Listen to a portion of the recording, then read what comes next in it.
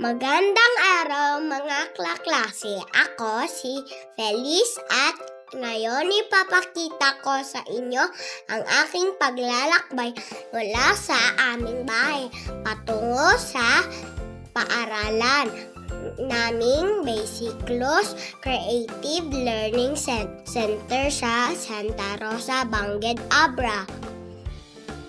Tara, samahan niyo ako! Para makarating sa paaralan, hinahatid ako ng aking daddy at sumasakay ng tricycle o motor. Madalas inaabot ako ng 10 minuto bago makarating sa paaralan.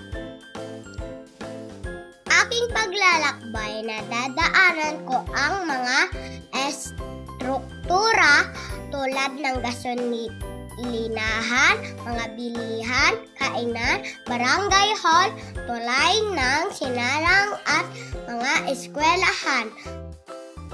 Makikita rin dito ang mga anyong lupa tulad ng burol, bukid at kapatagan. Masisilayan din ang anyong tubig tulad ng sapa at ilog ng Abra na malapit sa aming ruta. At narito na ako sa aming eskwelahan. Sana nagustuhan ninyo ang aking vlog tungkol sa aking paglalakbay papunta rito. Maraming salamat sa panonood at hanggang sa susunod. Paalam!